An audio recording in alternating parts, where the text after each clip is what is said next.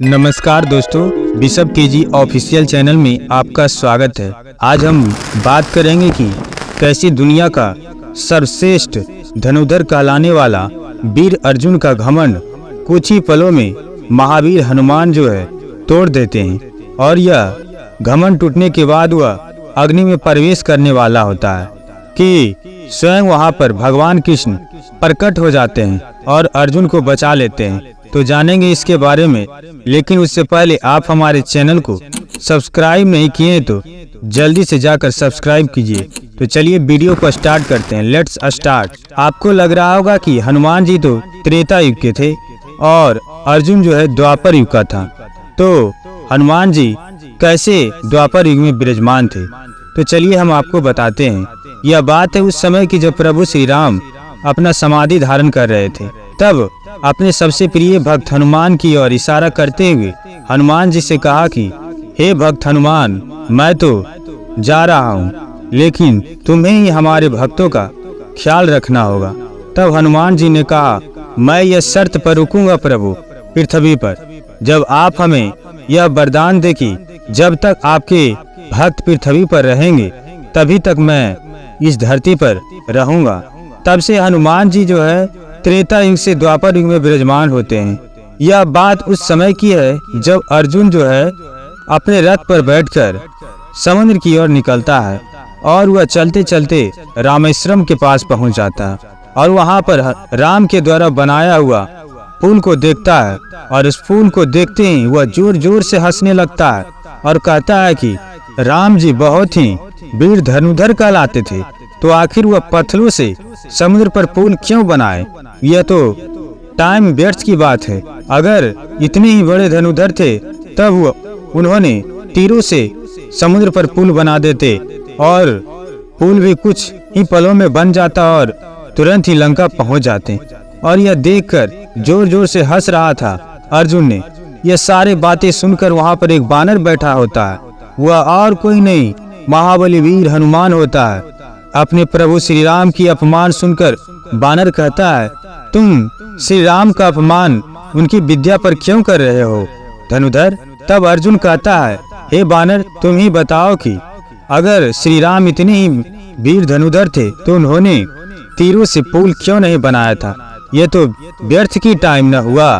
तब बानर कहते हैं, हे सर्वश्रेष्ठ वीर धनुर्धर, श्री राम ने ऐसा इसलिए नहीं किया कि उनके सेना में ऐसे ऐसे वीर बानर थे कि उनका वजन तीर से बनाया हुआ पुल नहीं सहन कर पाता। इस कारण से प्रभु श्री राम जो है पत्थरों से पुल बनाए थे। यह बात सुनकर अर्जुन ने जोर जोर से हंसने लगा और कहा कि देखो, मैं अपने तीर के बानों से बनाए हुआ पुल पर अपने रथ को दौड़ाते हुए यहाँ तक आया हूँ, तो भला तीरों से बना पुल पर राम की सेना क्यों नहीं जाता? और इस तरह बानर जो है यानी स्वयं हनुमान जी अपने स्वामी का अपमान देखकर उन्होंने कहा कि अगर तुम में इतना ही अपनी विद्या पर अभिमान है तो अगर तुम्हारे द्वारा बनाया हुआ पुल मेरी वजन को सह लेता है तो मैं मान लूंगा कि तुम सर्वश्रेष्ठ धनुर्धर है। तब अर्जुन ने कहा कि ठीक है, मैं पुल बनाता हूँ, लेकिन यह शर्त पर, अगर आपका वजन मेरे द्वारा बनाए गए पुल पर सह लेता है तब आपको अग्नि में प्रवेश करना पड़ेगा। अगर मेरे तीर द्वारा बनाए गए पुल का वजन नहीं थमता है आपका तो मैं अग्नि में समा जाऊंगा। अगर यह शर्त आपको मंजूर है तो मैं अपने तीर से पुल को बनाता हूँ। और हनुमान जी ने यह शर्त को मंजूर कर लेता है। इसके बाद दृश्य देखने को मिलता है और अर्जुन ने वहाँ पर एक तालाब होता है, वहाँ पर अपने बाणों से पुल बनाते हैं और कहते हैं, हे बानर, तुम इस पुल पर चढ़कर दिखाओ, देखता हूँ कि मेरे द्वारा बनाए गए पुल तुम्हारा वजन कैसे नहीं थमता है। तब वह बानर अपना विकराल रूप धारण करता है। वो और कोई नहीं हनुमान जी होते हैं और उन्होंने अपना पहला पग उस पुल पर रखता है और वह पुल डगमगाने लगता है। यह देखकर अर्जुन आश्चर्यचकित हो जाता है। इसके बाद दूसरा ही पैर रखने वाला होता है कि पुल जो है टूटने के कगार पर आ जाता है। फिर हनुमान जी ने तीसरा पैर रखते ही पुल का चकनाचूर हो जाता है।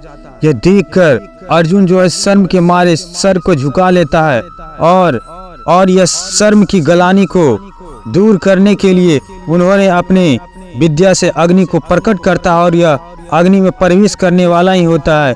तब हनुमान जी ने अपने प्रभु का आराधना करते हैं। उसके बाद स्वयं वहां पर कृष्ण जी प्रकट हो जाते हैं और अर्जुन से कहते हैं कि हे मित्र, तुम अग्नि में आत्मदाह क्यों करना चाहते हो?